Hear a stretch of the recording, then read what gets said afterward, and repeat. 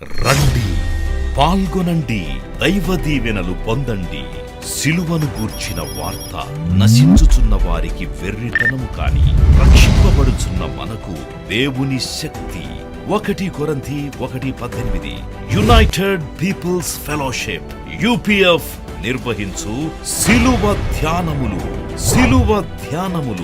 40 రోజుల ఉపవాస ప్రార్థనలు. తేదీలు 2024 ఫిబ్రవరి 19వ తారీఖు నుండి మార్చి 29వ తారీఖు వరకు. సమయం ఉదయం 4 గంటల నుండి ఉదయం 7 గంటల వరకు. స్థలం centenary Baptist church, clock tower దగ్గర, సికింద్రాబాద్. వివరములకు 9550504718, 9030757571 నంబర్లను సంప్రదించగలరు. దూర ప్రాంతముల వారు సిలువ ధ్యానములలో యూట్యూబ్, ఫేస్బుక్ మరియు జూమ్ ప్రత్యక్ష ప్రసారం ద్వారా పాల్గొనవచ్చు. Zoom meeting ID 9550504718, passcode 7777. గమనిక: రామ్ నగర్ ఈ సేవ నుండి సెంటినరీ బాప్టిస్ట్ చర్చ్, సికింద్రాబాద్ వరకు బస్సు సౌకర్యం కలదు. అందరికీ ఆహ్వానం. ఆహ్వానించువారు ప్రభువు దాసురాలు జాయ్ చెరియన్ గారు, వ్యవస్థాపక అధ్యక్షురాలు మరియు సీనియర్ పాస్టర్ UPF హైదరాబాద్. యెహోవా నా మొరలాలించెను, తన మహాదయను నన్ను గణించెను. యెహోవా నా మొరలాలించెను, తన మహాదయను నన్ను గణించెను. అహర్నిశలది నహీనుడగునా దుహాయనెడు ధ్వని గ్రహించి మనిపి యెహోవా నా మొరలాలించెను, తన మహాదయను నన్ను గణించెను. పిశాచి గడి బడగొట్టెను, తన వశాన నన్ను ప్రశాంత మధుర సువిశేష వాక్పల నిశాంతమున చేర్చి సేదది చెను. యెహోవా నా మొరలాలించెను, తన మహాదయను నన్ను గణించెను. మదావళము నామది తన ప్రదీక వ్యాఖ్యాకుశాహతి యథేచలన్నిటి గురించి పాపపు మొదల్ నరికి దరికి చేర్చెను. యెహోవా నా మొరలాలించెను, తన మహాదయను నన్ను గణించెను.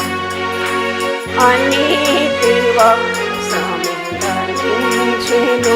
యేసు నాధురత్వము నా ఉంచెను. అనీతి వస్త్రమించెను, యేసు నాధురత్వము నా ఉంచెను.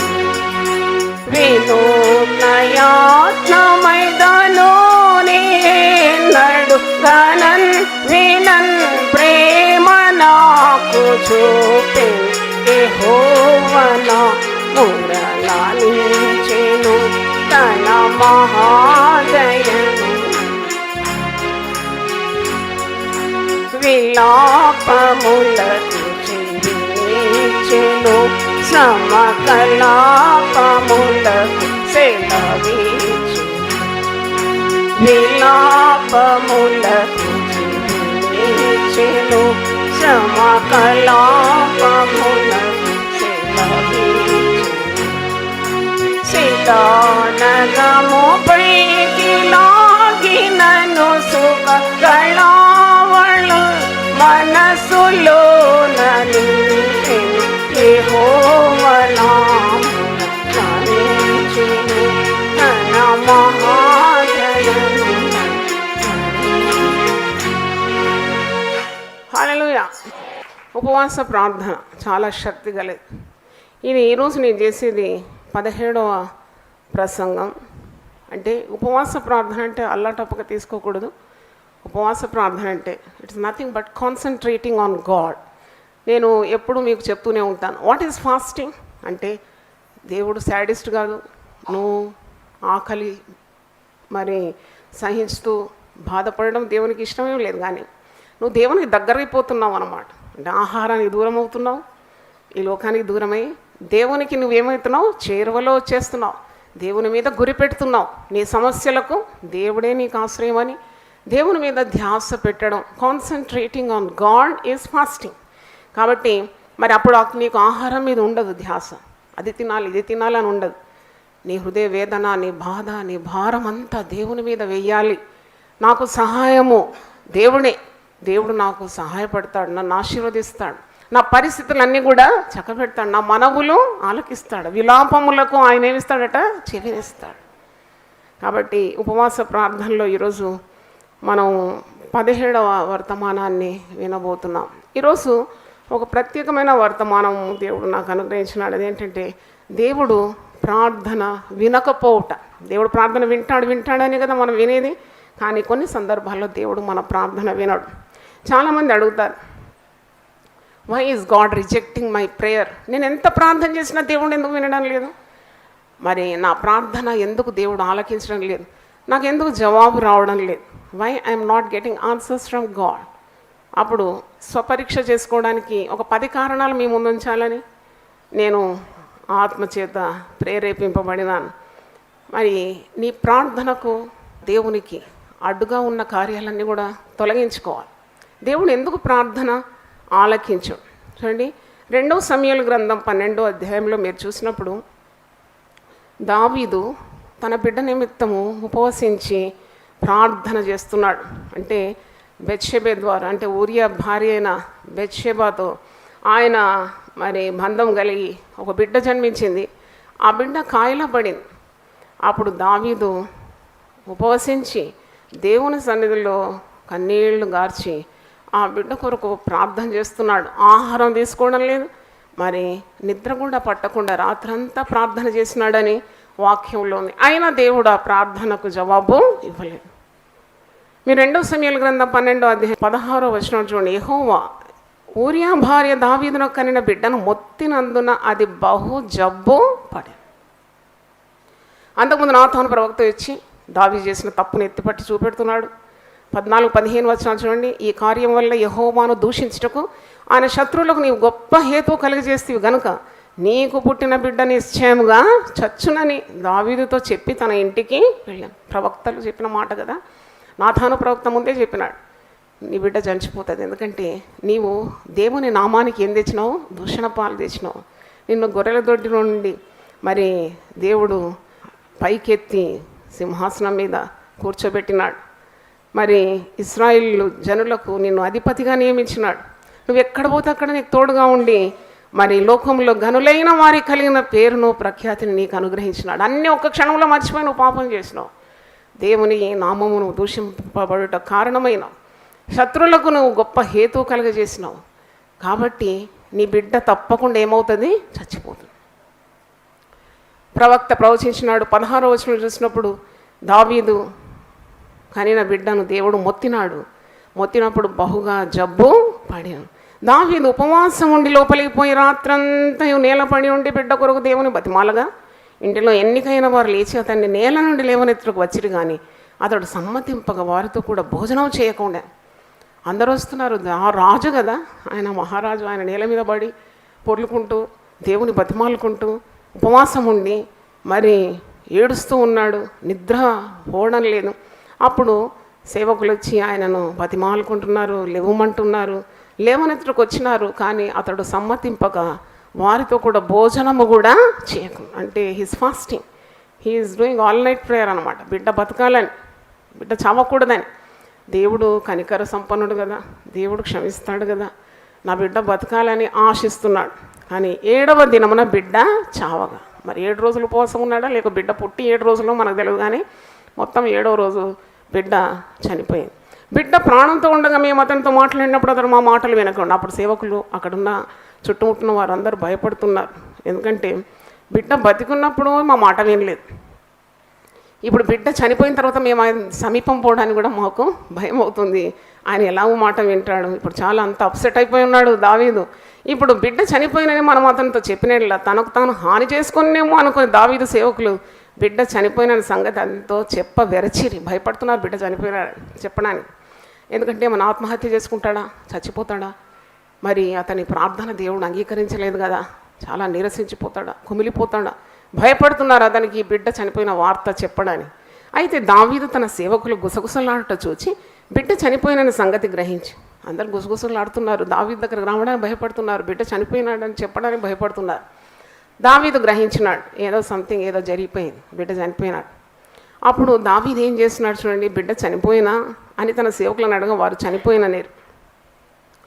అప్పుడు దావీదు నేల నుండి లేచి స్నానం చేసి తైలం పూసుకొని వేరు వస్త్రములు ధరించి యెహోవా మందిరంలో ప్రవేశించి మ్రొక్కి తన ఇంటికి తిరిగి వచ్చి భోజనము తెమ్మనగా వారు వడ్డించింది. అప్పుడు అతడు భోజనము చేశాడు. అందరూ ఆశ్చర్యపోతున్నారు అనమాట. బిడ్డ బతుకున్నప్పుడేమో ఉపవాసం చేసినాడు, ప్రార్థన చేసినాడు, ఏడ్చినాడు, రాత్రంతా నిద్రపోలేదు. మరి ఇప్పుడు బిడ్డ చనిపోయిన వార్త వినగానే ఏం చేసినాడంటే లేచినాడు, మరి స్నానం చేసుకున్నాడు, తైలం పూసుకున్నాడు, మంచి వస్త్రాలు ధరించినాడు, యెహోవా మందిరంలో ప్రవేశించినాడు, దేవునికి మ్రొక్కినాడు, తిరిగి ఇంటికి వచ్చినాడు, భోజనము చేసినాడు. ఇదేంటి ఆశ్చర్యపడుతున్నారు అన్నమాట. వారు అనుకున్నది ఒకటి, జరిగింది మరొకటి. అప్పుడు వారు ఏమంటున్నారంటే సేవకులు అంటున్నారు, బిడ్డ జీవంతో ఉండగా ఉపవాసం ఉండి దాని కొరకు ఏడ్చుంటివి కానీ అది మరణమైనప్పుడు లేచి భోజనము చేస్తుంది. ఇదేంటి అని పద్ధతులన్నీ గమ్మత్తుగా ఉంది. బిడ్డ జీవంతో ఉన్నప్పుడు ఉపవాసం ఉన్నావు, మరణించిందంటే ఇంకా అసలు ఆహారం తినరు కదా, ఇంకా చాలా కుమిలిపోతూ ఉంటారు, ఇంకా ఆహారం మీద ధ్యాస ఎక్కడ ఉంటుంది. కానీ ఇతను తైలం పోసి స్నానం చేసుకున్నాడట, మరి తైలం పోసుకున్నాడంట, మరి వస్త్రాలు ధరించుకున్నాడంట, మందిరానికి వెళ్ళినాడంట, దేవునికి మొక్కినాడంట, తిరిగి వచ్చినాడంట, కడుపు నిండా భోజనం చేసినాడంట. ఏంటి సంగతి అని సేవకులు ఆశ్చర్యపడుతున్నాడు. నీవిలాగున చేయుట ఏమని దావీదుని అడగా 22వ వచనం, అతడు బిడ్డ ప్రాణంతో ఉన్నప్పుడు దేవుడు నా యందు కనికరించి వాడిని బ్రతికించినేమో అనుకొని నేను ఉపవాసం ఉండి ఏడ్చుంటే, ఇప్పుడు చనిపోయాను కనుక నేను ఎందుకు ఉపవాసం ఉండవలను, వాడిని తిరిగి రప్పించగలనా, నేను వాని యుద్ధకు పోదును కానీ వాడు నా యుద్ధకు మరలా రాడని వారితో చెప్పి. తర్వాత దావీదు తన భార్య అయిన బెత్షెబను ఓదార్చి ఆమె యుద్ధకు పోయి ఆమె యొక్క కుమారుని కనెను. దావీదు అతనికి సొలొమోను అని పేరు పెట్టాను. యెహోవా అతన్ని ప్రేమించి నాతానును ప్రవక్తను పంపగా అతడు యెహోవా ఆజ్ఞను బట్టి యథీధ్య అంటే యెహోవాకు ప్రియుడు అని అర్థం, యథీధ్య అంటే సొలొమోన్ అని అతనికి పేరు పెట్టాను. అంటే దీని ద్వారా మరి అర్థం చేసుకోవాలి ఒక సంగతి. ప్రార్థన చేసినాడు బిడ్డ బ్రతకాలని, బిడ్డ బ్రతకలేదు. ఎందుకు బిడ్డ బ్రతకలేదు అని నేను కొద్దిగా చదివినప్పుడు అసలు ఈ సమయంలోనే ఆయన 51వ కీర్తన రచించినాడు. 51వ కీర్తన పశ్చాత్తాపంతో కూడిన ఒక కీర్తన. అంటే చేసిన తప్పిదాన్ని దావీదు ఒప్పుకుంటున్నాడు. ఒప్పుకొనక ప్రార్థన చేసినప్పుడు దేవుడు ప్రార్థన వినలేదు, కానీ తన తప్పును పాపాన్ని ఒప్పుకొని ప్రార్థన చేసినప్పుడు దేవుడు బిడ్డను తీసుకున్నాడు, మరి దావీదును క్షమించినాడు. తిరిగి అతని మీద కనికరంతో అతనికి మరి ఒక కుమారుని అనుగ్రహించినాడు. ఆ కుమారుడే జ్ఞాని అయిన సొలొమోను. అంటే నా జీవితంలో జరిగిన కార్యాలు నాకు జ్ఞాపకానికి వచ్చింది. నా కుమార్తె మరి 3 సంవత్సరాలు 8 నెలలు అంటే నియర్లీ 4 years అంత హైట్ వెయిట్ పర్సనాలిటీ ఉంది, చాలా చక్కగా ఉండేది. అది చనిపోతూ ఉంది హాస్పిటల్లో. She is dying, all of a sudden అయిపోయింది, హఠాత్ మరణం. అప్పుడు నేను అప్పటి వరకు నాకు ప్రార్థన జీవితమే లేదు, కానీ బిడ్డ ప్రాణం పోతుంటే ఏవా బ్రతికించు, నా బిడ్డను బ్రతికించు, నా బిడ్డను బ్రతికించు, బ్రతికిస్తే నీ సేవకు నేను ఇచ్చేస్తాను.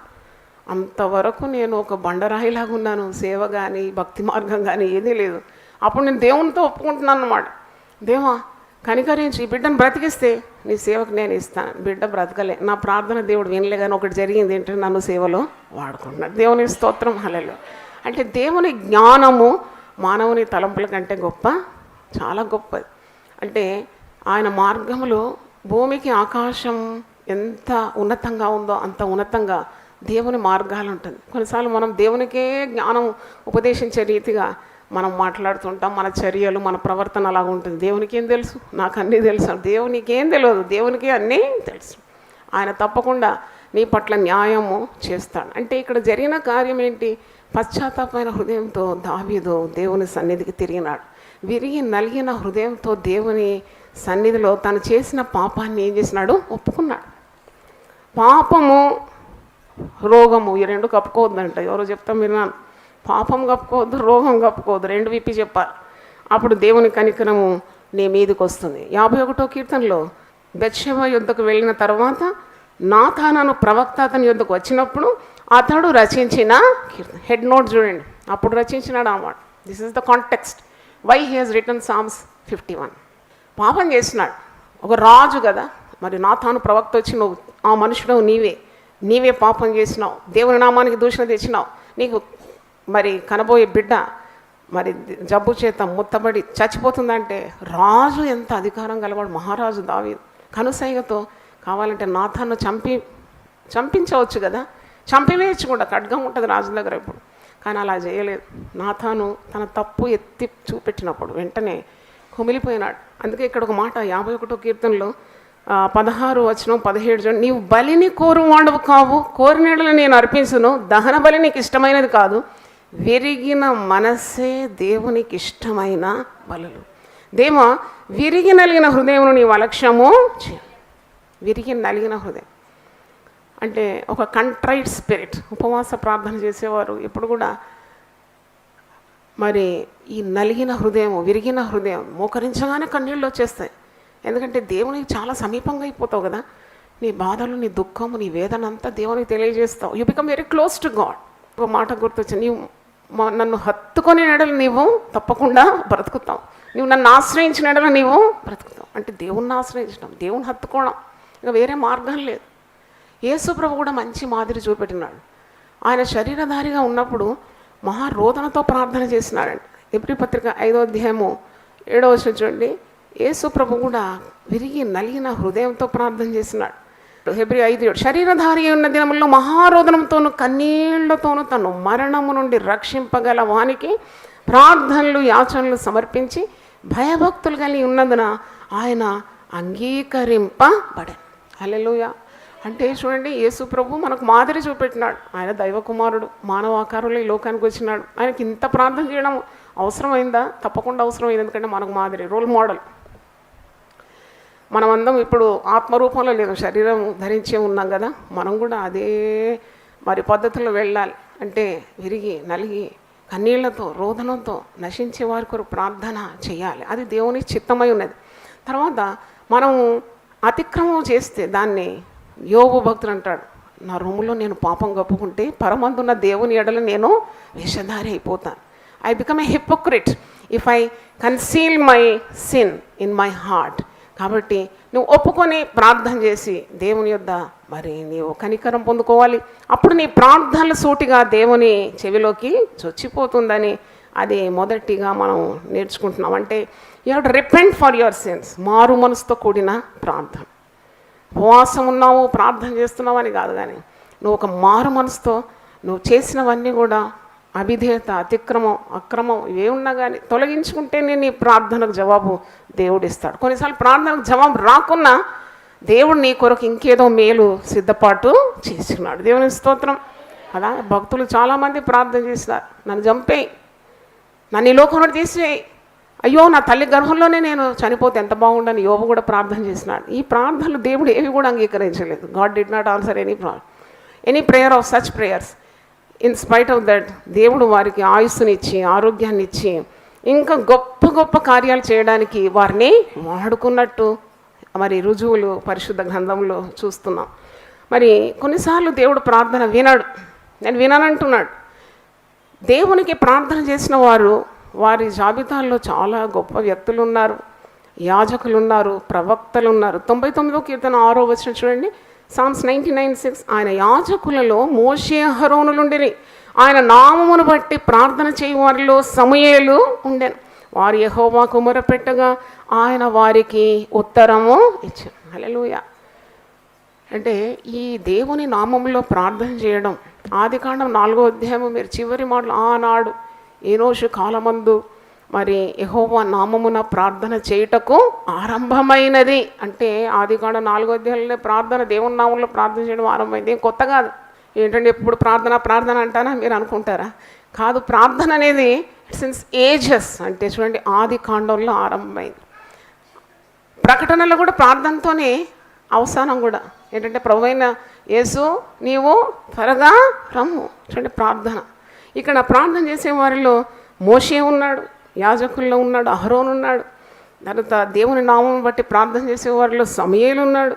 వీరు యెహోవాకు మొరపెట్టి మా దేవుని దగ్గర నుండి జవాబులు పొందుకున్నారు. దేవుని స్తోత్రం.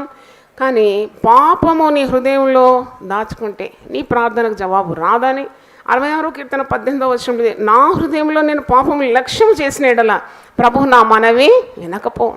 అందుకే యేసు ప్రోక్షింపబడిన హృదయంతో మీరు దేవుని సన్నిధానమునకు చేరాలి. With cleansed heart.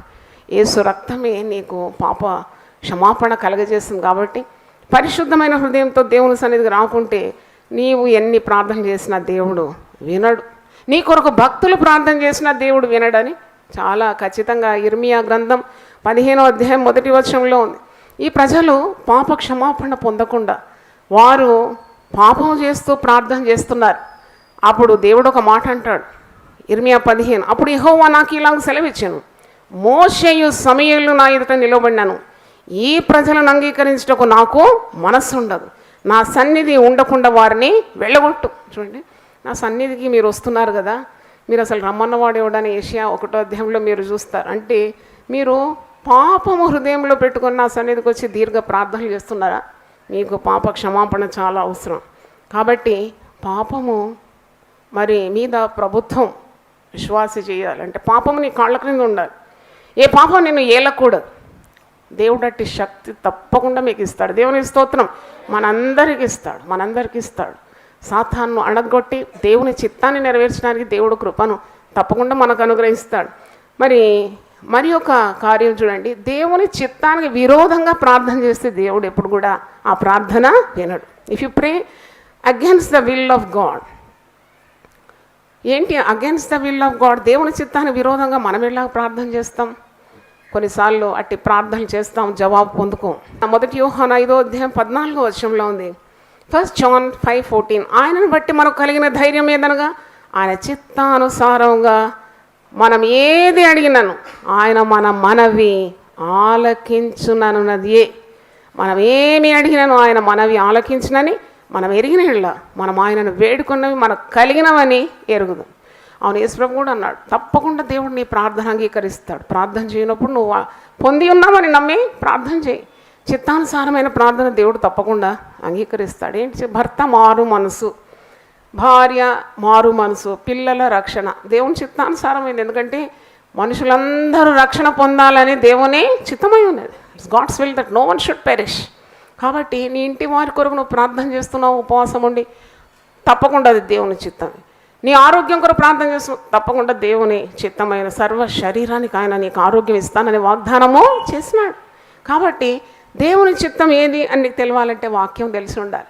కొందరు ప్రార్థన చేస్తారు కదా, మరి ఒక లాటరీ టికెట్ గెలవాలి అని ప్రార్థన చేస్తారు. లాటరీ టికెట్ రూపాయి కొనుక్కొని కోట్ల రూపాయలు కావాలని ప్రార్థన చేస్తారు. దేవుని చిత్తానుసారమైన ప్రార్థన కానే కాదు. మరి ఇంకా కొందరు ప్రార్థన చేస్తారు, చాలా రష్ ఉంది సినిమా థియేటర్లో, మాకు సినిమా టికెట్ కావాలని ప్రార్థన చేస్తాను. అటువంటి ప్రార్థన కూడా దేవుడు అంగీకరించి it's not according to the will of God. నాకు దూరదేశం, ఏ దేశం అని చెప్పాను కానీ విదేశాల నుండి ఒక ఫోన్ వచ్చింది. ఒక యవనస్తురాలు, దాదాపు 30-35 సంవత్సరాలు ఉంటుంది. ఆమె ఫోన్ చేసి అంటుంది, అమ్మా నేను ఒక్కటే మనవి అడుగుతున్నాను. ఏంటది అంటే, అమ్మా నా గోడంతా వినడానికి మీకు టైం లేదు, కాబట్టి ఒక్కటే మాటలో చెప్తున్నాను, దాని కొరకు మీరు ప్రార్థన చేయండి. ఏంటంటే మా అత్తగారు పురుగులు పడి చావాలా. ఓ అమ్మ, అత్త మీద ఎంత కోపం ఉందంటే ఆమె ఈ ప్రార్థన మనవి ఇది జరిగి ఒక 2-3 వారాలే అయింది. మా అత్తగారు పురుగులు పడి చావాలి. ఇది దేవుని చిత్తానుసారమైన ప్రార్థన కానే కాదు. అత్తగారు ఏం తప్పు చేసిందని చెట్టెత్తు కొడుకును కని పెంచి నీకు భర్తగా శిరస్సుగా ఇస్తే ఆమె ఇప్పుడు ఎటు చావాలని కోరుతుంది? పురుగులు పడి చావాలా? అవి నేను అన్నట్టు తప్పు. నీకు కూడా 2 పిల్లలు ఉన్నారు. నువ్వు రేపు అత్తగారు అయినప్పుడు నీ కోడలు ఇట్లా ప్రార్థన చేస్తే నీకు ఎంత బాధ ఉంటుంది. అలాంటి ప్రార్థన ఎప్పుడు చేయకూడదు. నీకు ఎంత బాధ ఉన్నా నీ అత్తను నువ్వు తల్లిలాగా చూసుకోవాలి, క్షమించాలి. ప్రార్థన చేస్తే నీ ప్రార్థనలు దేవుడు అంగీకరించి నీ పిల్లలను, నీ భర్తను, నీ కుటుంబాన్ని దేవుడు ఏం చేస్తాడు? ఆశీర్వదిస్తాడు. అది దేవుని ఫార్ములా. అది కదా పద్ధతి మనం నేర్చుకున్నది. నీ శత్రువుల సహితం నీకేం అయిపోతారు, మిత్రులుగా మారిపోతారంట. నువ్వు దేవుని చిత్తాన్ని నెరవేరిస్తే శత్రువులను కూడా ప్రేమించాలి. వారు హింసించినా నువ్వు వారి కొరకు ప్రార్థన చేయమని ప్రభువు నేర్పించినాడు. కనుక దేవుని చిత్తానుసారమైన ప్రార్థన చేయడం మనం నేర్చుకోవాలి. తిరుగుబాటు చేస్తూ ప్రార్థన చేస్తారు, అవిధేయత చూపుతూ దీర్ఘ ప్రార్థనలు చేస్తారు. వాళ్ళని ఏమనాలి? వాళ్ళని వేషధారులు అనాలి. వేషధారులు చేసే ప్రార్థన గురించి మత్తయి సువార్త 23లో ప్రభువు చాలా అద్భుతంగా వివరిస్తాడు. వారు నిలువు టంగీలు ధరించుకుంటారు, అడ్డు దట్టి కట్టుకుంటారు, సమాజ మందిరంలో సంత వీధుల్లో నిలబడి దీర్ఘమైన ప్రార్థనలు చేస్తారు. అంటే వారి హృదయం చాలా దూరంగా ఉంటుంది దేవునికి. వారు పెదవులతో మాత్రమే ప్రార్థన చేస్తున్నారు. ఇంకో దగ్గర ప్రభు అంటున్నాడు, మీరు విస్తారంగా మరి వల్లిస్తున్నారు ప్రార్థన, కాబట్టి మీ ప్రార్థన దేవుడు విన్నాడని మీరు అనుకోకండి. మీరు మొట్టమొదట దేవునికి విధేయత చూపాలి. If you have a rebellious heart, అంటే అవిధేయత చూపెట్టినప్పుడు నీ ప్రార్థనకు జవాబు రాదు. ఎందుకంటే ఏషియా 1:15లో మాట ఉంది. ఈ మాట చూడండి, book of Eicher 1st chapter 15th verse. మీరు మీ చేతులు చాపునప్పుడు మిమ్మల్ని చూడక నా కన్నులు కప్పుకుందు. మీరు బహుగా ప్రార్థన చేసిన నేను వినను. చాలా భయం అవుతుంది కదా ఇలాంటి మాటలు. దేవుడు వినకుంటే ఇంకెవరు వింటారు మన గోడు? దేవుడే అంటున్నాడు, మీరు చాలా చేతులు చాపి బిగ్గరగా కేకలు వేసి ప్రార్థన చేసిన నేను వినను. మీరు బహుగా చేసిన నేను వినను. మీ చేతులు ఎందుకు వినను? మీ చేతులు రక్తముతో నిండి ఉన్నాయి. మిమ్మల్ని కడుకొనుడి, శుద్ధి చేసుకొనుడి. అంటే మీ పవిత్రమైన హృదయము లేకుండా నా సన్నిధికి వచ్చినారు. అందుకే మీరు ప్రార్థనలు ఎంత చేసినా నేను వినను. మీరు చేతులు చాపితే నా కన్నులు మూసుకుంటాను. మీరు ఎంత బహుగా ప్రార్థన చేసినా నేను వినను. ఎందుకంటే మీ హృదయాలు సరిగా లేవు. ప్రార్థన చేసి పడుకున్నాను.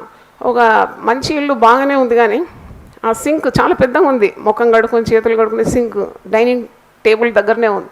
అది నిండా అంత మాలిన్యంతో నిండుకొని ఉంది. అప్పుడు నేను అది చూసి అనుకుంటున్నాను అన్నమాట, అబ్బా ఇంత నిండిపోయింది, ఎంత అసహ్యంగా ఉంది ఇది. కొద్దిగా అక్కడ ఆ ట్యూబ్ దగ్గర కొద్దిగా కెలికితే చాలు కదా, అంత పోతుంది. నేను పోయి ఏం చేసానంటే అది కొద్దిగా కెలకని మొత్తం జూయమని ఆ పవిత్రత అంతా పోయింది. దేవుని స్తోత్రం. అప్పుడు నాకు అనిపించింది, నిజమే కదా, ఇలాంటివి దేవునికి అయిష్టమైన కార్యాలు, దేవునికి అసహ్యం పుట్టే కార్యాలు మన హృదయంలో పెట్టుకొని మనం ప్రార్థన చేసి ఏదో దేవుని దగ్గర తొందరగా పొందుకోవాలని ఆశపడతాం. ఎందుకు ఇంత ఆలస్యమైంది నా ప్రార్థన? నేను చాలా ఉపవాసం చేసినా కదా, నా ప్రార్థనకు జవాబు ఎందుకు రాలేదు? అందుకే మరి నీవు అవిధేయత చూపుతూ చేస్తే ప్రార్థనలకు దేవుడు జవాబు ఇవ్వడు అని మనం నేర్చుకోవాలి. కానీ తప్పకుండా there is a solution for your problem.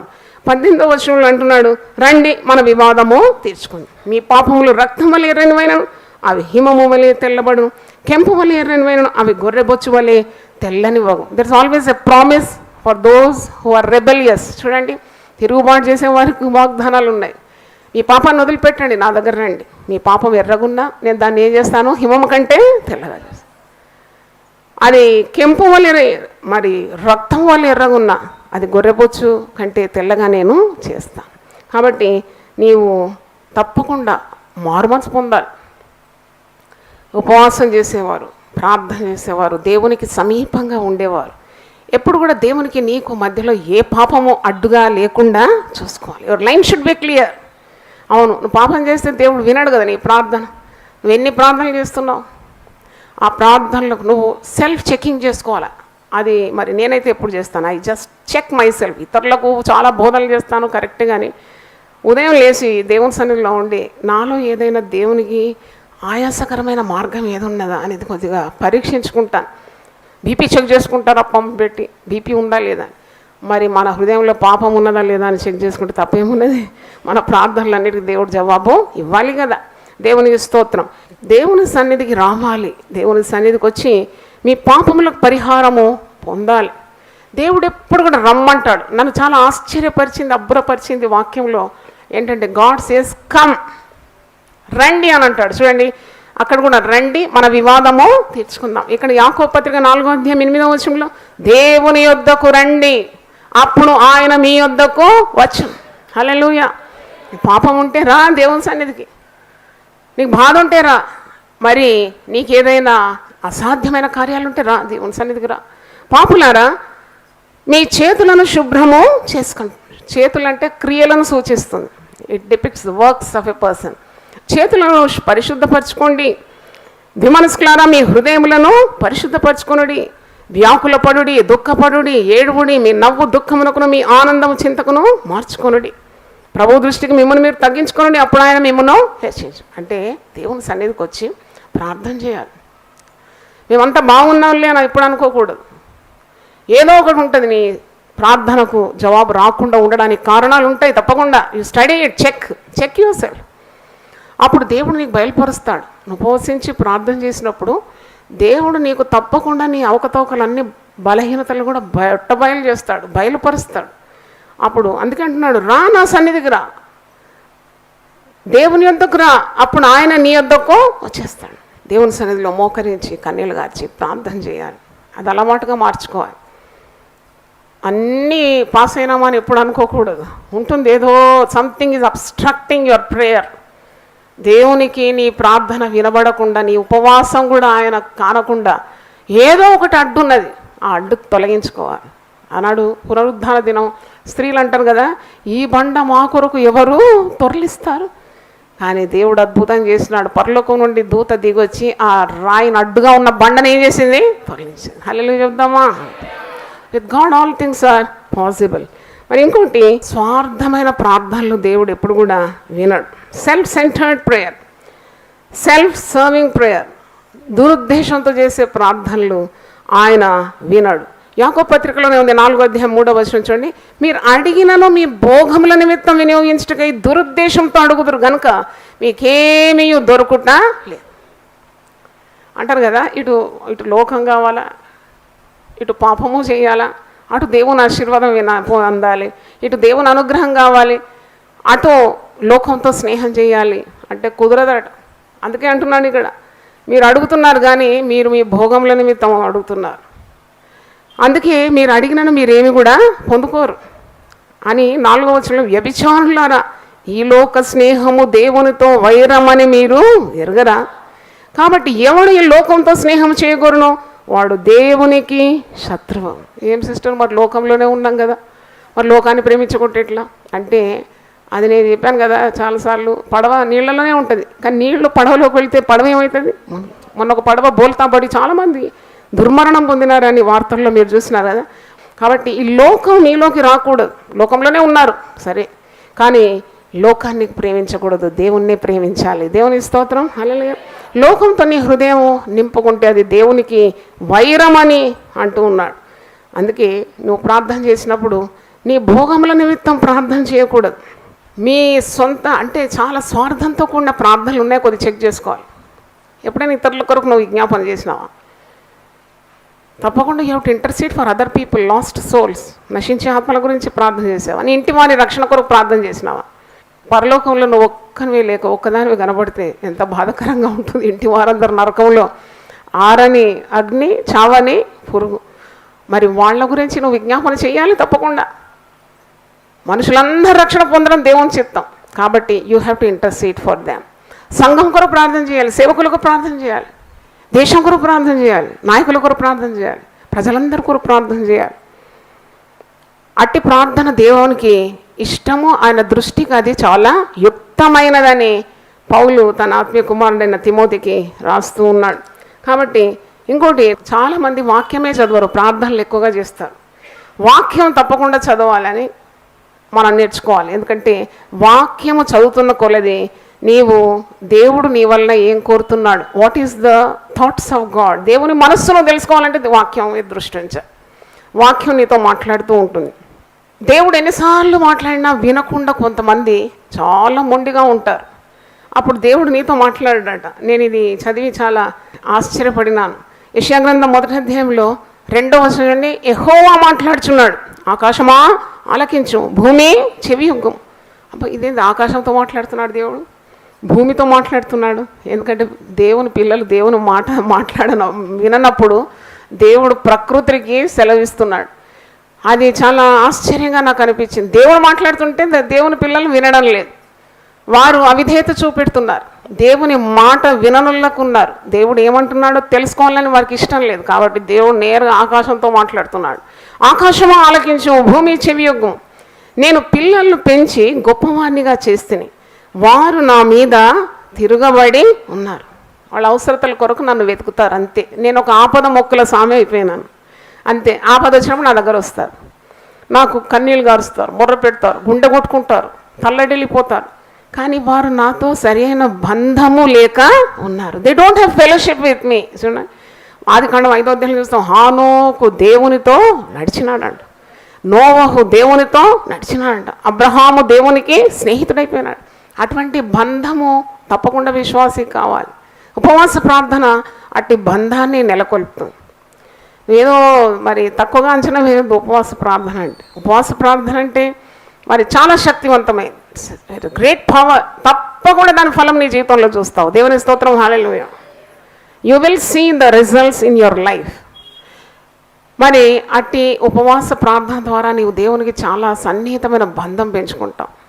కొందరు ఉపవాసిస్తారు పేరుకు మాత్రమే, ఒక పూట కూడా ఉపవాసం ఉండడం వాళ్ళకి శక్తి ఉండదు. వెంటనే మరి ఎప్పుడు 3 అవుతుంది, ఎప్పుడు మింగేయాలి, ఎప్పుడు ఇంటికి పోవాలి, అబ్బా ఎప్పుడు మొత్తం ఈరోజు తినేది అంతా కూడా క్వాంటిటీ ఒకటేసారి తినేద్దాం, అది ఉపవాసం కాదు.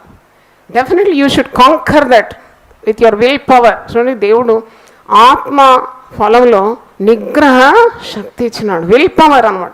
నీకు చేత కదంటే అది కూడా ప్రార్థన చేయాలి. ఉపవాసం ఉండడానికి నాకు వల్ల కావడం లేదంటే you pray for even that request, that need. ఏవో నాకు ఉపవాసం ఉండడానికి నీవు శక్తిని ఇచ్చి, తప్పకుండా దేవుడు నీకు శక్తిని ఇస్తాడు. దేవుని స్తోత్రం. మరి ఇక్కడ దేవునికి అవిధేయత చూపెట్టొద్దంటే నువ్వు దేవుని వాక్యాన్ని బాగా చదవాలి, దేవుని మాటను వినాలి. దేవుని మాటలు వినకుండా చెవులు మూసుకునే వాని ప్రార్థన దేవునికి హేయము అని సామెతలు 28:9 ఉంది. దేవుని ధర్మశాస్త్రం విననొల్లకుండా వాడు చెవులను మూసుకుంటాడు, అట్టి వాని ప్రార్థన దేవునికి హేయం. అంటే you have to hear God's word. చూడండి, ధర్మశాస్త్రం వినబడకుండా చెవిని తొలగించుకుని వాని ప్రార్థన హేయం. వినుట వల్ల మనకేం కలుగుతుంది? విశ్వాసం. వినుట వల్ల విశ్వాసం. దేవుని మాట వింటూ ఉండాలి. నీవు టీవీ దేవగానే సినిమా పాటలు వినాలని చాలామందికి ఇష్టం కదా, పిచ్చి పిచ్చి సీరియళ్ళు చూడాలని ఇష్టపడుతూ ఉంటారు. దాంట్లో దేవుని మాటలు ఎక్కడ ఉంటాయి? మంచి భక్తులు అంటే మీరు ఏరికోరి భక్తులను సెలెక్ట్ చేసుకోవాలి. ఇప్పుడు టీవీలో డబ్బున్న వారందరూ మాట్లాడుతున్నారు, అది దేవుని మాటలు కాదు. డబ్బు ఉన్నా లేకున్నా కొందరు భక్తులను దేవుడు ఏర్పరచుకున్నాడు తన ప్రజల కొరకు. అట్టి వారి మాటలు ఎప్పుడు కూడా మీరు వినాలి. Take time out to listen to God's word, take time out to read God's word. అప్పుడు నీ ప్రార్థనలు దేవుని సన్నిధిలో తప్పకుండా చేరుతుంది. ఎందుకంటే దేవుని వాక్యం వినటం ద్వారా విధేయత నీకు కలుగుతుంది. దేవుని భయపడతావు. మాట వింటే ఆరోగ్యం, మాట వింటే ఆశీర్వాదం, మాట వింటే హెచ్చు, మాట వింటే నీకు అన్నిటి మీద ఆధిపత్యం. దేవుని మాట వింటే ఆశీర్వాదాలు ఉంటుంది. దేవుని స్తోత్రం. చాలామంది ప్రార్థన చేస్తారు కానీ ఇతరులను క్షమించే స్వభావము ఉండదు. కొన్నిసార్లు కష్టం. It's not so easy to forgive others. చూడండి, నీకు చాలా కీడు చేసిన వాళ్ళను క్షమించాలంటే కొద్ది చాలా కష్టతరమైన పని. కానీ ప్రభువును మనం ఆధారం చేసుకొని అట్టి వారి గురించి ఉన్న మరి ఆ వ్యసనము మన హృదయంలో నుండి తొలగించుకుంటేనే మన ప్రార్థనలు దేవుడు వింటాడు. దేవుని స్తోత్రం. Definitely some people might have hurt you to the core. నా సేవా జీవితంలో, కుటుంబ జీవితంలో కూడా ఇది నేను ఎదుర్కొన్నాను. ఏంటంటే చాలా గాయం కలిగినప్పుడు కూడా నాకు వెంటనే ఈ మాట గుర్తుకొచ్చేది, ఐ హ్యావ్ టు ఫర్గివ్. నేను క్షమించాలి. నేను క్షమించకుంటే నా ప్రార్థన దేవుడు వినడు. క్షమించకుండా నేను ప్రజల కొరకు ప్రార్థన చేసిన దేవుడు వినడు. ఇది అడ్డుగా ఉండకూడదు. I have to forgive. కొన్నిసార్లు చాలా గ్రీఫ్ ఇన్ ద హార్ట్, వ్యసనం వచ్చేసింది. అప్పుడు కూడా దేవుడు నాతో మాట్లాడినాడు. 37వ కీర్తన 8వ వ్యసన పడకుమో, అది కీడుకే కారణం. మరలా చేశారు కదా, 20 సంవత్సరాల ముందు అలాగైంది, మొన్న ఇలాగైంది, అప్పుడు ఇలాగైంది, నన్ను ఎంత బాధ పెట్టినారో మీకు తెలుసా అని అంటారు కదా. ఇవన్నీ కూడా తొలగించుకోవాలి. ఎందుకంటే మార్క్స్ వార్త 11వ అధ్యాయం 25వ వచనంలో ఒక మాట ఉంది. మార్క్ 11:25, మీరు ఒకరి మీద విరోధం ఏమైనా కలిగి ఉన్న ఎడల మీరు నిలవబడి ప్రార్థన చేయనప్పుడెల్లను వాన్ని క్షమించు, అప్పుడు పరలోకమందున మీ తండ్రి మీ పాపములు క్షమించు. మన రుణస్థులను మనం క్షమించులాగానే దేవుడు మన రుణములను కూడా క్షమిస్తాడని మత్తయి సువార్త 6వ అధ్యాయంలో మనం చూస్తున్నాం. కాబట్టి అన్ఫర్గివింగ్ హార్ట్, అన్ఫర్గివింగ్ స్పిరిట్ ఉంటే వెంటనే యేసు రక్తమందు కడగబడాలి. అంటే ఉపవాసం ఉంటున్నావు, ప్రార్థన చేస్తున్నావు, మరి ఈ ప్రార్థనకు జవాబు రావడం లేదంటే you have to check all these things whether you are right in the sight of God. కాబట్టి ఎవరి మీద ఉంది నీకు బాధ, ఆ వ్యసనం తొలగించుకోవాలి. కొన్నిసార్లు మనము క్షమిస్తూ ఉంటే వారు చాలా చులకనగా చూసుకుంటారు కదా. ఓహో, అట్టి వారి దగ్గర ఎక్కువ వారి జోలికి పోకుండా మనసులో మాత్రం ఏ కపటం లేకుండా దేవుని సన్నిధిలో ప్రార్థిస్తే సరిపోతుంది. ఎందుకంటే నువ్వు పోయి పైబడి వారితో మాట్లాడితే వారు ఇంకా 2 మొట్టకాయలు వేసి పంపిస్తారు కదా. ప్రశస్తమైంది కుక్కలకు పెట్టకూడదు, పందుల ముందు నీ ముత్యము వేయకూడదు. జాగ్రత్తగా ఉండాలి. హృదయంలో వారి గురించి ఏం మరి విరోధ భావం లేకుండానే కొద్ది దూరం పెట్టే వాళ్ళని దూరం పెడితే నీకు అన్ని సమస్యలు తగ్గుతుంది. కానీ వారి మీద ఏ విరోధ భావం నీకు ఉండకూడదు. వారికి క్షమించమనే ప్రార్థన చేయాలి. దేవుని స్తోత్రం, హల్లెలూయా. ఎందుకంటే they take advantage of your goodness. అట్టి పరిస్థితుల్లో చాలా జ్ఞానం కలిగి ఉండాలి. నేను ఒక దగ్గర చదివినాను, చాలా ఖరీదైన ఒక దువ్వెన ఒక మరి బట్టతల ఉన్నవానికి ఇస్తే ఏ ప్రయోజనము లేదు. ఎందుకంటే చాలా ఖరీదు, ఇది చాలా ఖరీదు, పెట్టుబడి పెట్టినాను కానీ ఒక ప్రయోజనం లేదు. This no use. కాబట్టి విలువైంది, క్షమాపణ కూడా చాలా విలువైంది.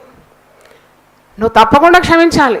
తప్పకుండా నీ హృదయంలో ఏ వ్యసనం ఉండకూడదు. వారి కొరకు పైగా ప్రార్థన కూడా చేయాలి. ఎందుకంటే నీ ప్రార్థనలకు అడ్డుగా ఉంటుంది నీ కోపము, నీ క్షమింపలేని స్వభావం. కాబట్టి తొలగించుకోవాలి.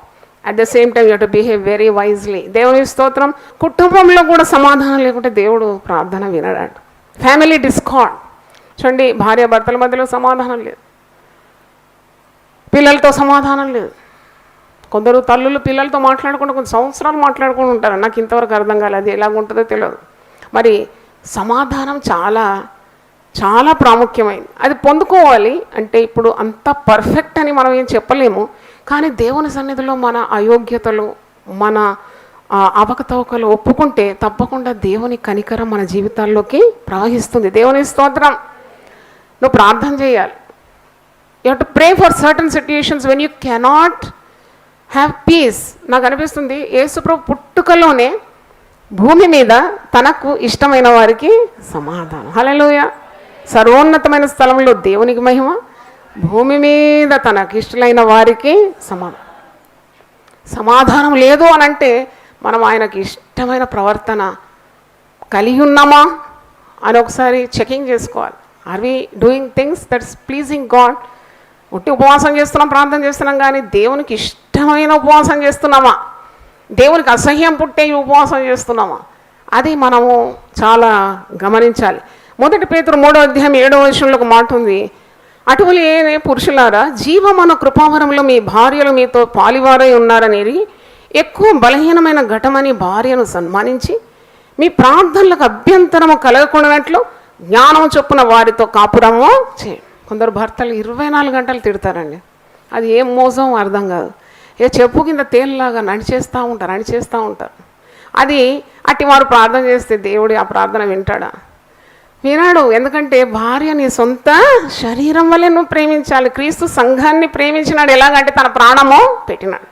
అలాగే ప్రేమించాలి నీ భార్యను. నువ్వు భార్య అంటే ఏదో దాసిరాగా అణిచి చెడ్డ మాటలు బూతులు తిడుతూ కొందరు కొడుతూ ఉంటారు. ఖబర్దార్, యూపీఎఫ్లో ఎవరైనా కొట్టినారంటే ఎవరు కొట్టకూడదు పురుషులు స్త్రీలను. ఎందుకంటే స్త్రీ సొంత శరీరంగా నువ్వు ప్రేమించాలి. అది బాధ్యత నీది. నువ్వు భార్యను కొడుతూ తిడుతూ చెడ్డ మాటలు బూతులు తిడుతూ మళ్ళీ ఉపవాస ప్రార్థన చేస్తే నీ ప్రార్థన దేవుడు వింటాడా? వినాడు. అందుకే ఇక్కడ పేతురు అంటున్నాడు, నువ్వు జ్ఞానం కలిగి నీ భార్యతో కాపురము చేయాలి. ఎందుకంటే జీవమను కృపావరంలో మీ భార్యలు మీతో పాలివారై ఉన్నారని ఎరిగి ఎక్కువ బలహీనమైన ఘటమని భార్యను సన్మానించి మీ ప్రార్థనలకు అభ్యంతరము కలగకుండానట్లు జ్ఞానము చొప్పున వారితో కాపురము చేయండి. The most week fellow will beat his wife. నన్ను అడిగితే ఆయన బలహీనుడు అన్నమాట. మానసికంగా మరి రోగి అనాలి, బలహీనుడు అనాలి. భార్యను కొట్టేవాడు. భార్యను కొట్టడానికి వీలు లేదు. ఇప్పుడు ప్రస్తుత చట్ట ప్రకారము even a cruel word to your wife is punishable. నీ భార్యతో నువ్వు కఠినంగా మాట్లాడితే కూడా, చెడ్డ మాట మాట్లాడితే కూడా అది కేసు అయిపోతుంది. కాబట్టి చాలా జాగ్రత్తగా మెలగాలి. ఇది అంత వాక్యంలో ఉంది. అందుకే వాక్యం చదవాలి. వాక్యం చదివితే మన అడుగులు జారు. హల్లెలూయా. కాబట్టి చూడండి, నీ ప్రార్థన వినాలి అంటే కుటుంబంలో సమాధానం కొరకు ప్రయత్నించాలి. సమాధానం ఉండదు. సాతానుడు ఎప్పుడు కుటుంబాలను చీల్చడానికి సిద్ధంగా ఉంటాడు. కుటుంబం అనేది దేవుడు పెట్టిన వ్యవస్థ. దాంట్లో పాపం ప్రవేశిస్తుంది, పరస్త్రీ వ్యామోహాలు వస్తాయి. కొన్నిసార్లు భార్య పాపంలో పురుషుడు పాపంలో పడిపోతున్నాడు, ఆ శాపం అంతా పిల్లల మీదకి వస్తుంది. అందుకే ఇట్టి ఉపవాస ప్రార్థనల ద్వారా కీడును ఏం చేస్తున్నావు, నువ్వు తరిమి కొట్టేస్తున్నావు. తప్పకుండా ఉపవసించి ప్రార్థన చేసే కుటుంబాల్లో దేవుని కనికరం ఉంటుంది. దేవుని స్తోత్రం. అతడు నన్ను ప్రేమించున్నాడు గనక నేను అతన్ని తప్పిస్తాను. కీడు రాకుండా దేవుడు కాపాడుతాడు. సమాధానం కొరకు ప్రయత్నించాలంట. సమాధానంను వెదికి వెంటాడాలంట. శక్యమైతే సమస్త మనుషులతో మీరేం కలిగి ఉండండి, సమాధానం. అట్టి వారి ప్రార్థనలు దేవుడు తప్పకుండా వింటాడు. మరి ఒకటి చూడండి, అవిశ్వాసం ఉంటే అది నీ ప్రార్థన దేవుడు వినడని. Don't entertain any doubt. నేను ఈరోజు ధ్యానిస్తుంటే నేనే చాలా మరి ఆత్మతో నింపబడినాను. God was speaking to me. When you ask in total faith. ఆ విశ్వాసం కావాలి. అవిశ్వాసంతో దేవుని సన్నిధిలో వచ్చి నీవు విశ్వాసం కూడా ప్రార్థన చేసి పొందుకోవాలి. విశ్వాసం కానిదేదో అది పాపం అది. ఎందుకంటే దేవదేవ సన్నిధికి వచ్చి ప్రార్థన చేసిన ఉపవాసం ఉండి తర్వాత దేవునికి ఇది సాధ్యమా, దేవుడు నా పిల్లలు బాగు చేస్తాడా, నా కుమారునికి ఉద్యోగం ఇస్తాడా, నా బిడ్డకు సంతానం ఇస్తాడా, నా కుటుంబాన్ని బాగు చేస్తాడా అనే అనుమానము ఇసుమంతా కూడా ఉండాలి అవసరమో లేదు. ఎందుకంటే దేవుడు అద్భుతాలు చేయలేడు. నీ అవిశ్వాసంతో దేవుని చేతులను నువ్వేం చేస్తున్నావు, కట్టేస్తున్నావు అన్నమాట. మార్క్స్ వార్త 6వ అధ్యాయము 1 నుండి 5 వరకు చదివితే కూడా దేవుడు తాను యేసుప్రభువు పెరిగిన ప్రాంతంలో ఆయన అనేకమైన అద్భుతాలు చేయకపోయినాడు. ఎందుకంటే వారి అవిశ్వాసము వలన అక్కడ ఏ అద్భుతం కూడా ఆయన చేయజాలకపోయాడు. మార్క్స్ వార్త 6:5లో ఉంది. అందువల్ల కొద్దిమంది రోగుల మీద చేతుల నుంచి వారిని స్వస్థపరచడం తప్ప మరి ఏ అద్భుతమును ఆయన అక్కడ చేయజాలకపోయాను. ఆయనకు శక్తి లేనందుకు కాదు, అంటే వారి అవిశ్వాసం ద్వారా ప్రభువు అక్కడ అద్భుతాలు చేయజాలకపోయినాడు. ఆయన వారి అవిశ్వాసమునకు ఆశ్చర్యపడినాడట యేసు ప్రభు వారి అవిశ్వాసాన్ని చూసినప్పుడు. కాబట్టి నువ్వు అవిశ్వాసం ఉండకూడదు. 2 గుడ్డివాళ్ళు యేసు ప్రభు దగ్గరకు వస్తారు. గుడ్డి వాళ్ళకి ఏం కావాలండి, చూపు కావాలి. దావీదు కుమారుడా మమ్మల్ని కరుణించు అన్నప్పుడు ప్రభు అంటాడు, నేను ఈ కార్యము చేయగలనని మీరు నమ్ముతున్నారా? Do you believe that I can do this?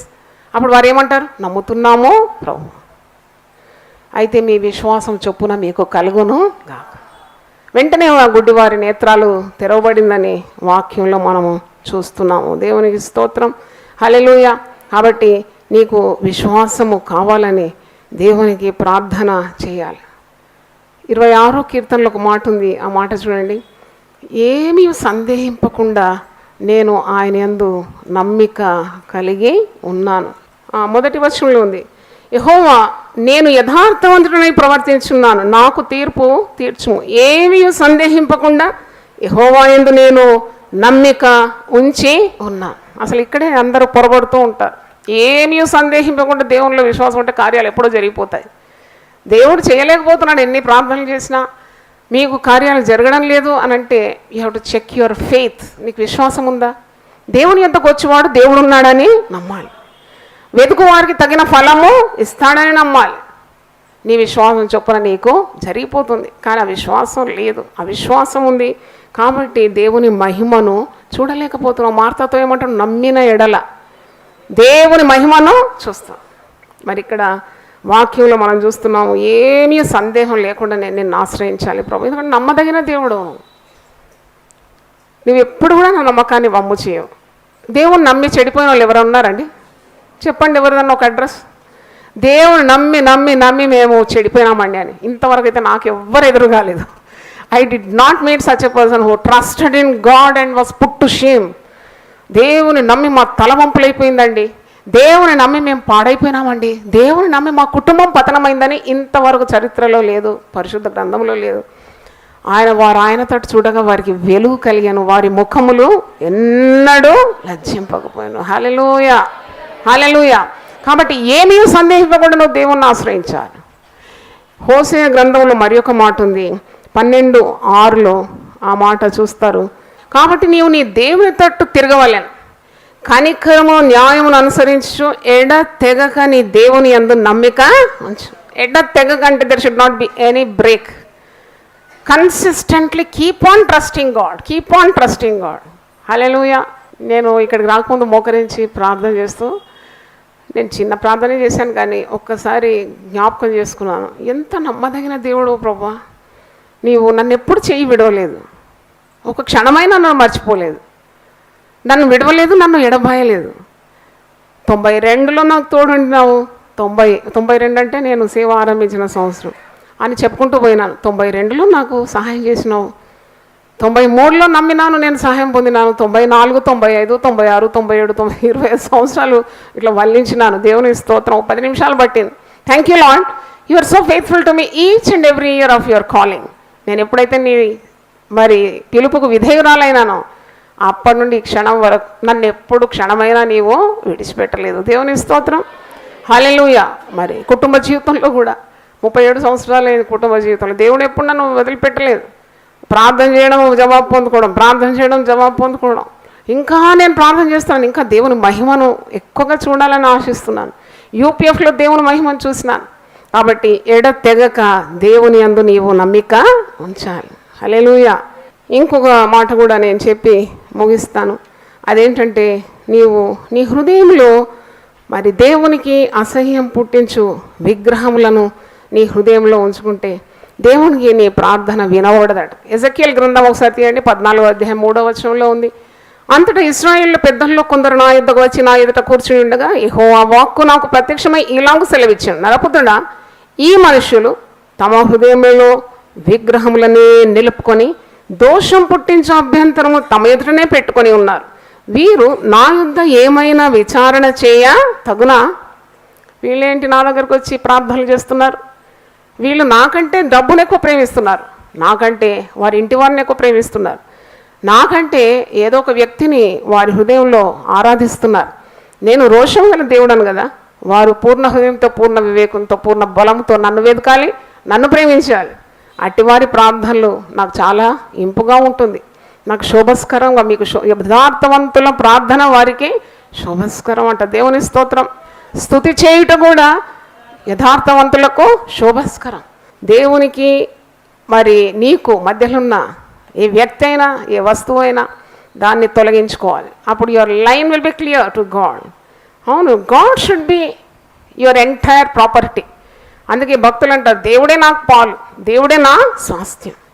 ఆయన తన స్వాస్థ్యాన్ని ఎప్పుడు కూడా విడనాడాడు. 94వ కీర్తన 14వ వచనం, యెహోవా తన ప్రజలను ఎడబాయివాడు కాడు, తన స్వాస్థ్యమును విడనాడు వాడు కాడు. హల్లెలూయా, హల్లెలూయా. కాబట్టి ఈరోజు దేవుడు నీతో మాట్లాడిన మాటలన్నీ హృదయంలో భద్రం చేసుకో. Mere fasting, mere prayer won't do. You have to remove all the obstacles. దేవునికి నీకు అడ్డుగా ఉన్న ప్రతి కార్యాన్ని తొలగించుకొని పవిత్రమైన హృదయంతో దేవుని సన్నిధిలో మోకరించినప్పుడు, అంటే ప్రోక్షింపబడిన హృదయం, అంటే యేసు రక్తమందు కడగబడిన తలతలమని మెరవాలి నీ హృదయం. దేవుని స్తోత్రం. స్ఫటికంగా ఉండాలి కదా. పాపాన్ని గూడు కట్టుకొని ఆ దేవునికి అయిష్టమైన కార్యాలన్నీ గుండెలో గూడు కట్టుకొని దేవుని సన్నిధిలో ఉపవాసం ఉంటే లాభం లేదు. ఉపవసించడం, ప్రార్థన చేయాలి. లార్డ్ గివ్ మీ ఏ క్లీన్ హార్ట్. దావీదు భక్తుడు 51వ కీర్తన 10వ వచనంలో ఒక ప్రార్థన చేస్తారు, దేవా నా యందు శుద్ధ హృదయము కలగజేయి, నన్ను కడుగు, నన్ను బాగా కడుగు, శుద్ధ హృదయం నాకు, నీ పరిశుద్ధాత్మను నా యుద్ధ నుండి తీసివే. అందరూ ఒకసారి లేచిబడి ప్రార్థన చేసుకుందాం. ఉపవాసం ఉన్నారు. దేవునికి మీకు అడ్డుగా ఉన్న ప్రతి అవినీతిని, అక్రమాన్ని, అవిధేయతను తొలగించుకోవాలి. అప్పుడే నీ ప్రార్థన వినబడుతుంది. లేకుంటే ఎన్ని సంవత్సరాలు ప్రార్థించినా ఆయన చెవులకు నీ ప్రార్థన వినబడదు. పైగా నీ ప్రార్థనని హేయంగా మారిపోతుందని వాక్యంలో చూస్తున్నాం. దేవా మమ్మల్ని మన్నించు నాయన, క్షమించు ప్రభు, నీ రక్త ప్రోక్షణ మాకు దయచేయండి. మా హృదయములను నీవు పవిత్రపరచండి. హృదయంలో ఏ డాగు, ముడత, మచ్చ, కళంకము లేకుండా నీ రక్తం చేత మమ్మల్ని పవిత్రపరచండి, పరిశుద్ధపరచండి. దాన్ని యథార్థంగా ప్రవర్తించే వారికి ఏ మేలు చేయక మానవునైనా పవిత్రుల ప్రార్థన నీకు అంగీకారం అయినా, నీకు స్తోత్రం. పరిశుద్ధమైన ప్రార్థనని సన్నిధిలో ధూపార్తిగా నిలబడుతుంది ఆయన. అవును ప్రభువా, నీకు స్తోత్రం, స్తోత్రం. ప్రతి హృదయాన్ని కడుగుమని ప్రార్థిస్తున్నాను. పరిశుద్ధ సంఘంగా మా సంఘం ఉండాలని మేము ప్రార్థిస్తున్నాం. చేసే ఉపవాసం, ప్రార్థనలు నీకు అంగీకారంగా ఉండాలి నాయనా. నీకు ఆయాసకరమైన మార్గం ఉంటే దయతో మన్నించండి. మా నోటి మాటలు, మా హృదయ అభిలాషలు తండ్రి, మా హృదయ ఆలోచనలు నీకు విరోధంగా ఉంటే మమ్మల్ని మన్నించమని ప్రార్థన చేస్తున్నాం. ప్రభువా నీకు స్తోత్రం, స్తోత్రం, స్తోత్రం తండ్రి. ఎన్నో సంవత్సరాల నుండి కనిపెట్టేవారు ఉన్నారు. ఆయన ప్రార్థనకు తప్పకుండా జవాబు నువ్వు ఇస్తావనైనా. పిల్లలను దీవిస్తావు ప్రభు, ఆశీర్వదిస్తావు, ఇంటి యావత్తును సమాధానంగా ఉంచుతావు తండ్రి. నా పేరిట మీరు నన్ను ఏమడిగినా నేను దాన్ని చేస్తానన్నావు. అవును ప్రభు, నీకు స్తోత్రం. మేము నమ్ముతున్నాము ఈ ప్రార్థనలు నువ్వు అంగీకరించి ప్రతి కుటుంబాన్ని నువ్వు ఆశీర్వదిస్తావు. మా సంఘాన్ని దీవించండి, టీవీ ద్వారా వింటున్న వారిని కూడా మీరు ఆశీర్వదించండి. ఉపవాస ప్రార్థన యొక్క శక్తిని వారికి బయలుపరచండి నాయన. గొప్ప కార్యాలు మేము చూడాలని యేసు నామములో అడుగుతున్నాను తండ్రి. ఆమేన్, ఆమేన్. హల్లెలూయా, హల్లెలూయా, హల్లెలూయా. దేవుని వాళ్ళ సమృద్ధిగా దీవించును గాక. ఆమేన్. రండి, పాల్గొనండి, దైవ దీవెనలు పొందండి. సిలువను గూర్చిన వార్త నశించుచున్న వారికి వెర్రితనము కాని రక్షింపబడుచున్న మనకు దేవుని శక్తి. 1 కొరింథీ 1:18. యునైటెడ్ పీపుల్స్ ఫెలోషిప్ UPF నిర్వహించు సిలువ ధ్యానములు. 40 రోజుల ఉపవాస ప్రార్థనలు. తేదీలు 2024 ఫిబ్రవరి 19వ తారీఖు నుండి మార్చి 29వ తారీఖు వరకు. సమయం ఉదయం 4 గంటల నుండి ఉదయం 7 గంటల వరకు. స్థలం centenary Baptist church, clock tower దగ్గర, సికింద్రాబాద్. వివరములకు 9550504718, 9030757571 నంబర్లను సంప్రదించగలరు. దూర ప్రాంతముల వారు సిలువ ధ్యానములలో యూట్యూబ్, ఫేస్బుక్ మరియు జూమ్ ప్రత్యక్ష ప్రసారం ద్వారా పాల్గొనవచ్చు. Zoom meeting ID 9550504718, passcode 7777. గమనిక, రామ్ నగర్ ఈ సేవ నుండి సెంటినరీ బాప్టిస్ట్ చర్చ్, సికింద్రాబాద్ వరకు బస్సు సౌకర్యం కలదు. అందరికీ ఆహ్వానం. ఆహ్వానించువారు ప్రభువు దాసురాలు జాయ్ చెరియన్ గారు, వ్యవస్థాపక అధ్యక్షురాలు మరియు సీనియర్ పాస్టర్ UPF హైదరాబాద్.